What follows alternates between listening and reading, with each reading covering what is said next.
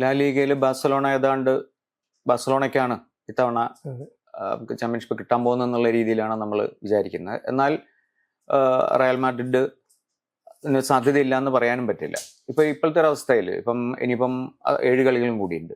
അപ്പം എങ്ങനെയാണ് ദിലീപ് അതിൻ്റെ ഒരു സാധ്യതകൾ കാണുന്നത്?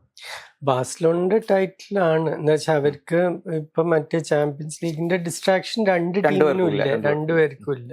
മറ്റേ കപ്പിന്നും ഔട്ടായി, കപ്പ് കഴിയും ചെയ്തു. ഇപ്പൊ സോസിഡാഡ് ജയിച്ചു ഫൈനലിൽ.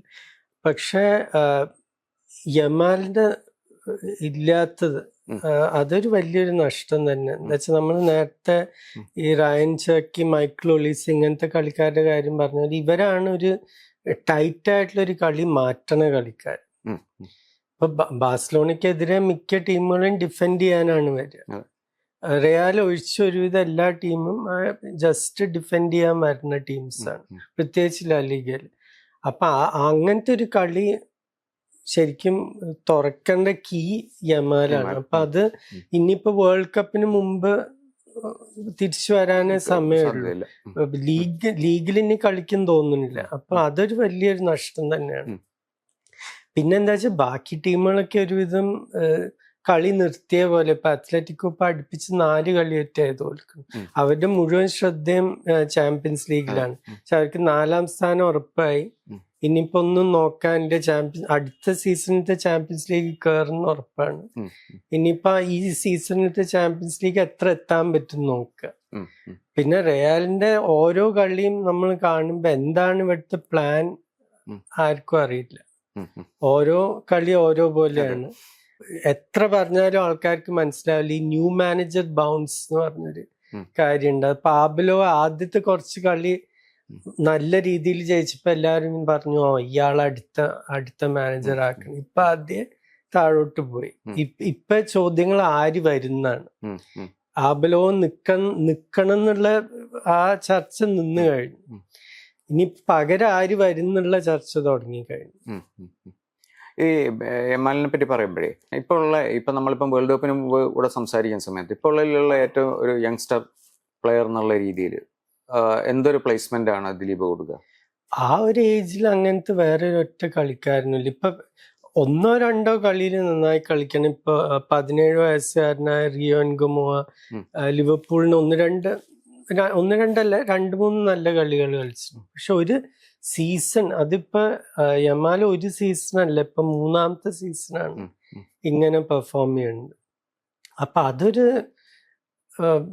ഞാനിതിനു മുമ്പ് ഇത്രയും ചെറുപ്രായത്തിൽ ഒരു കളിക്കാരൻ ഇങ്ങനെ കളിക്കുന്നു. വെയിൻ റൂണി ഇംഗ്ലണ്ടിൽ, റൂണി മാത്രമേ ഈ പ്രായത്തിൽ ഇങ്ങനെ കളിക്കുന്നത് ഞാൻ കണ്ടിട്ടുള്ളൂ. വേറെ ആരും ഇപ്പൊ ക്രിസ്ത്യാനോ ആണെങ്കിലും മെസ്സി ആണെങ്കിലും ഇവരൊക്കെ 19 വയസ്സിന് ശേഷമാണ് ശരിക്കും ശ്രദ്ധയിൽ വരുന്നത്. അല്ലാതെ 18ലൊന്നും അവരിങ്ങനെ കളിച്ചിട്ടില്ല. ഇപ്പൊ ഈ പരിക്കിനെ പറ്റി പറയുമ്പോഴേ നമ്മളിപ്പോ നെയ്മാറിന്റെ പരിക്ക്, അങ്ങനെയുള്ള ചില വലിയ കളിക്കാരുടെ പരിക്കുകളെ കുറിച്ച് നമ്മൾ സംസാരിക്കണം. കാരണം വെച്ചാൽ വേൾഡ് കപ്പ് വരാൻ പോവാണ്. അതിലൊരു മിസ്സിംഗ് ആയി വരാൻ സാധ്യതയുള്ള ഏതെങ്കിലും കളിക്കാരനെ തോന്നിയിട്ടുണ്ടോ ഈ കൂട്ടത്തിൽ? മിസ്സിംഗ് എന്ന് പറഞ്ഞാൽ ഇപ്പൊ ഫ്രാൻസിന്റെ എക്കിറ്റിക്ക് അക്ലീസ് ടെൻഡൻ ഇഞ്ചുറി ആയിട്ട് പുറത്താണ്. മിക്കവാറും ഈ കൊല്ലം തന്നെ കളിക്കില്ല. പിന്നെ വേറെ ഒരാള്, പിന്നെ കുറെ പേര് ക്വാളിഫൈ ചെയ്തിട്ടില്ല. ഇറ്റലി കയറിയിട്ടില്ല, ഹംഗറിയുടെ സൊബസ്ലയില്ല, യൂറോപ്പിൽ നിന്ന് കുറെ ക്വാരറ്റ്സ്കേലിയ ജോർജിയയുടെ, ഇതൊന്നും പരിക്കല്ല. പക്ഷെ ഇവരുടെ ടീംസ് ക്വാളിഫൈ ചെയ്തിട്ടില്ല.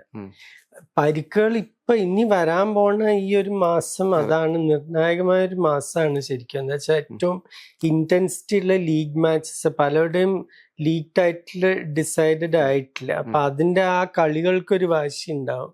പിന്നെ ചാമ്പ്യൻസ് ലീഗിന്റെ കളികളുണ്ട്. അപ്പൊ ഇതിലൊക്കെ ഇപ്പൊ ബുക്കായോ സാക്കിക്ക് ഈ സീസൺ മുഴുവൻ ഓരോ പരിക്കുകളായിട്ട് ഇങ്ങനെ പുറത്തിരുന്നില്ല. അപ്പൊ ഹാരി കെയ്നിന് ഇടയ്ക്ക് പരിക്കുകളുണ്ടായിരുന്നു, ജൂഡ് ബെല്ലിംഗം, പല പ്രധാനപ്പെട്ട ഇംഗ്ലണ്ട് കളിക്കാരും ഈ സീസണിൽ കുറെ കളികൾ മിസ് ചെയ്തു, കോൾ പാമർ. അപ്പൊ അങ്ങനെ കുറെ കളിക്കാർക്ക് ഈ പ്രശ്നങ്ങൾ ഉണ്ടായിട്ടുണ്ട്. ഇത് വർക്ക് ലോഡിന്റെയും ഒരു പ്രശ്നമാണ്.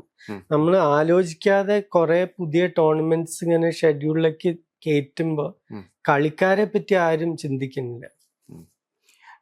അതിനിടയിൽ വേറെ ഈ ലോകകപ്പിനെ പറ്റി ഇപ്പോൾ ഉള്ള വാർത്തകളിൽ വേറൊരു രസകരമായ ഒരു സംഭവം എന്താ വെച്ചാൽ, ഈ ഇറാനെ ഒഴിവാക്കിയിട്ട് ഇറ്റലിയെ എടുക്കണമെന്ന് ഡൊണാൾഡ് ട്രംപ് പറഞ്ഞിട്ടുണ്ട് ഫിഫയോട്.